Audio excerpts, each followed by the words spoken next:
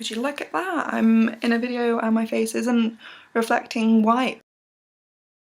I was supposed to be filming quite a few videos with Hannah today. I had a lot planned and a lot of it revolved around wine and it was going to be fantastic. But unfortunately she is ill, so I am going to film some on my bill and it feels quite empty in here and I'm sad that she's not here, but hopefully she'll feel better tomorrow and we'll film the wine-based ones some other time soon, hopefully. So today, I realised just how many books I have. I'm a sucker for buying books. If I see one that looks like a bargain and, you know, it doesn't look offensively dumb, then I'll buy it. I constantly buy books at charity shop that I know nothing about, but I'm like, it's a book, so I'll probably like it. So I realised the other day just how many I have to read. So I thought I would do a TBR tag, which as far as I come to understand the internet, it means to be read. And I hope I've got that tag right, otherwise I'm not down with the booktubers and I'm really sorry. So I'm going to be a TBR tagging today. And I will, I've got a box full here, I will show you which ones I have yet to read, and if you're interested in any of them, then when I've read them I will be putting a review up on the blog, because I do actually post book reviews up there, or less of a review because I don't like to say things are good or things are bad, because everyone likes different things, but I'll say how I found the book, whether I liked it or not. I think the last one I put up there is a review of The Dice Man, and Hannah puts reviews up there as well, so there's quite a mixture of things because we don't like all the same books. I'm much more I guess classics, and she's very into fantasy and books with a cat on the front. This is currently what I'm working with. The one I'm reading at the moment, I was about to say will be the next review to go up, but I've actually got 2 more reviews to write.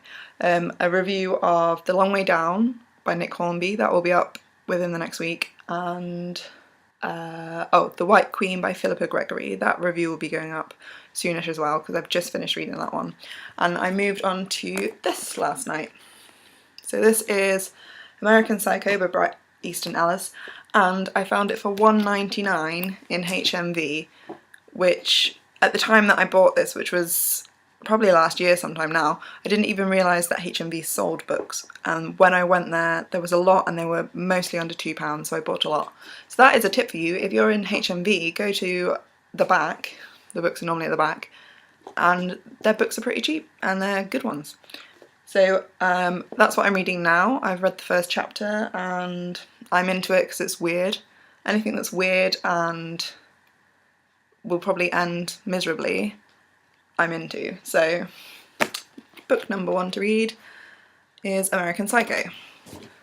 Sebastian Faulks, A Fool's Alphabet. I don't even know what this is about. The events of Pietro Russell's life are told in 26 chapters from A to Z. Each chapter is set in a different place and reveals a fragment of his story. Now I know why I picked this up, because that sounds weird. It's a strange way to lay out your book. And it is, it's in alphabetical order. There's 26 chapters and each one's in a different place. Who wouldn't want to read that? I still haven't read down the rest of the blurb, but that sounds interesting to me. So Sebastian Faulks, A Fool's Alphabet. I picked that up from a charity shop. It was part of a free for £1 offer. The other book that I got on that offer was Room by Emma Donoghue. I remember when this came out there was quite a lot of hype about it. I still don't really know what it's about. Jack is 5, he lives in a single locked room with his ma. That's it. That's the whole blurb. I've heard a lot of good things about this book, so I will be reading that. It's got the word heart-burstingly, gut-wrenchingly compassionate as one of the reviews, so anything that's gonna be upsetting, I'm into. And then the third book in that 3 for £1 deal was this, which is The Moon and Sixpence by W. Somerset Maugham, or however you say that, which I don't know why I bought, because it was 3 for £1. Also, this guy's got a nice tash.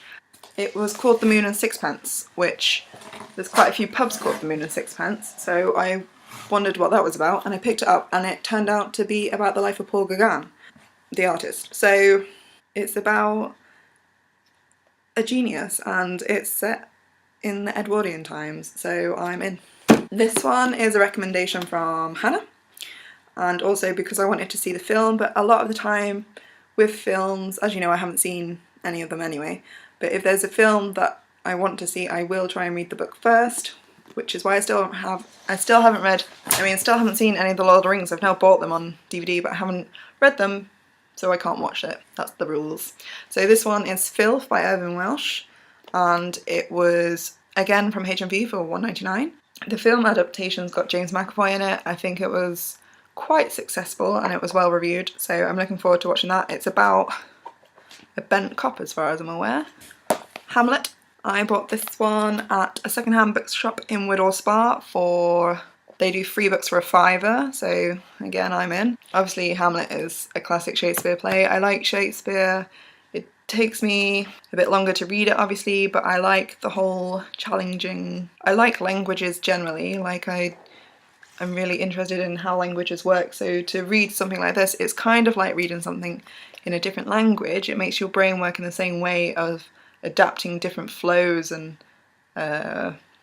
what's the word, like the ebb and the flow of language, but the words aren't ones that you would usually use. Did that make any sense? Anyway, I like Shakespeare and Hamlet's a classic, so I bought that. I only bought one of these down because I'm not lugging the whole series down the stairs. Game of Thrones. I've read the first book and my plan was to read them all successively, but I've got so many different books to read that I get upset when I'm stuck in one world for too long. I don't like commitment. I like to be all over the place. One day I want to be Arya Stark and the next day I would like to be American Psycho. So I am putting this one on hold until maybe the book after American Psycho. I will read the second Game of Thrones, but I've also got, you know, the third, fourth, fifth, sixth and seventh, so I will eventually get around to that. Obviously everyone knows about Game of Thrones now. Dragons, queens, White Walkers. I love the TV series, I'm up to date with all of it. So I obviously have a rough idea of what's happening up until book 45-ish, because they cross over a bit. So that's probably why I can wait. That's probably why I don't feel so urgent to read it, because I already know what's happening for the next few books. J.D. Salinger, The Catcher in the Rye. Again, this is from a second-hand bookshop. It's just one of the classics again. This was £1.95. You can't turn down classics at £1.95. The amount of times I've looked into buying books online and you know you see them for like 69 pence or whatever, but there's no point in buying them at 69 pence when you pay £8 delivery. My recommendation is find a second-hand bookshop near you, or a second-hand book fair, or a charity shop that does an offer, and just buy all your books from there, because there's no need to be buying brand new books from Waterstones or like a massive chain like that when you can get them cheaper. I can't remember the last time I bought a brand new book. I think it was as a present for someone. So Catcher in the Rye, J.D. Salinger, another classic, so I had to buy it. The Haunting of Toby Jug by Dennis Wheatley. This was adapted into, I think, like a TV movie for BBC, I want to say 4. And it was weird and strange, and it was about a soldier that goes into like a respite home and weird shit happens, and it ended really depressingly, and so I wanted to read the book because I like things that depress me. George Orwell, 1984. It's always been on my to read list and I've never had a copy, but I picked it up in the second-hand bookstore the other day on the free for £5. When I bought this, the lady behind the tills said she had only just finished reading it and she said it was still relevant to today, and that's what I thought it would be. I still think that, well, if anything, it's probably worse than when this was written, about the whole Big Brother state, etc, etc. Won't go into that now. To Kill a Mockingbird by Harper Lee. Got this from a second-hand bookstall in Manchester, so I've had this one quite a while and still haven't started it yet. This is said to be like one of the best books written by a female ever, so I'm in for that. These two, I'm not quite sure why I've got them. I've got The Winter Ghost by Kate Moss and Labyrinth by Kate Moss. Now I've read Sepulchre. I'm probably saying that completely wrong. I don't know. Anyway, the one with the red cover by Kate Moss I've read and I liked it like 70/30, like it was okay. I don't know, I think these are set the same as well, as in there'll be a character in present day and a character in oldie times, and their stories are linked, which is what drew me to those books anyway. It was quite an interesting premise, but then it didn't quite, like the ending dragged off the other book, and then I obviously saw these in a charity shop one day and was like, yeah, I'll buy those, even though I didn't really like the other one that much, but I'll go for it. I don't think they're joint stories, they're just of a similar time and a similar format.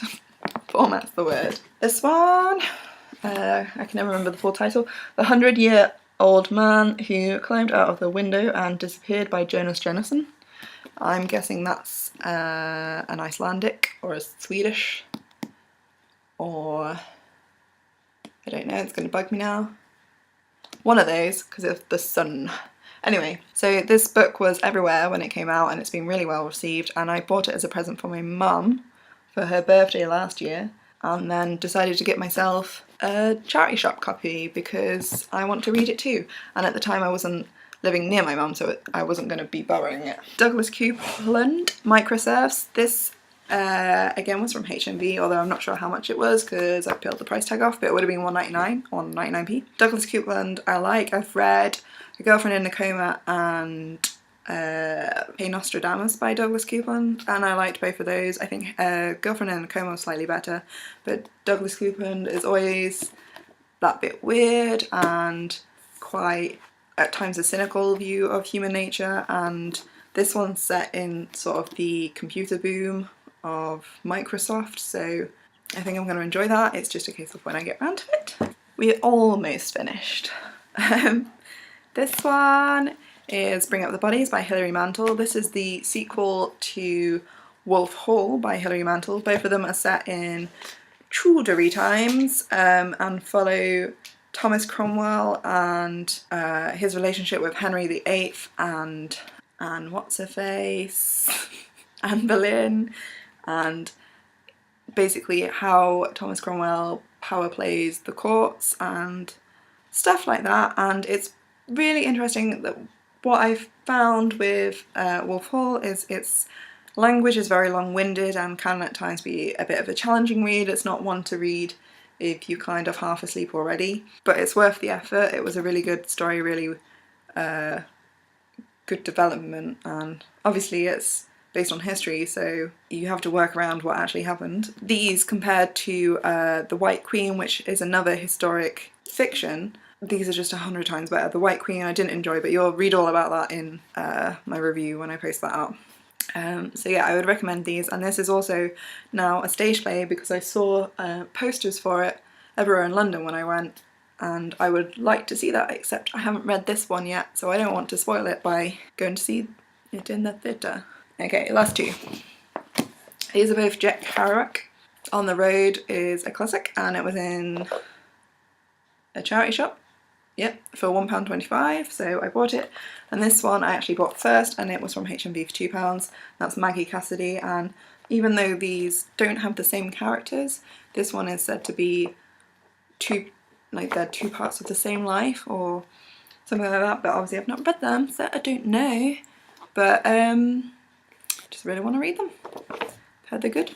So that is all of my TBRs to be read. So I've got 18 books, well actually more because if you think of all the other Game of Thrones, but 18 here on this table that I need to read. So there will be a lot of book posts coming up on the website.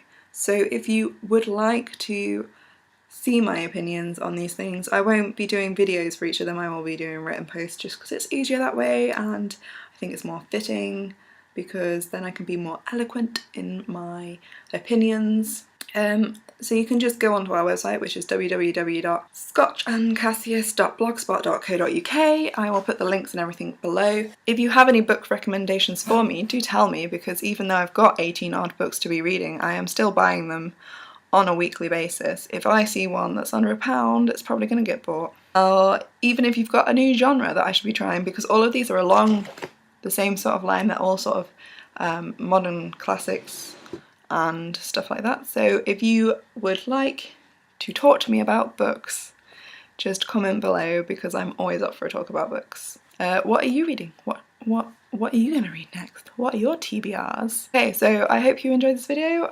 Maybe it gave you some inspiration for what you would like to read next. Maybe it confirmed your suspicions that I should get out more. Whatever. I will see you next time. Hopefully Hannah will be with me. Or if not, it'll be another solo video. Sorry. Bye! I was supposed to be filming. I was supposed to be filming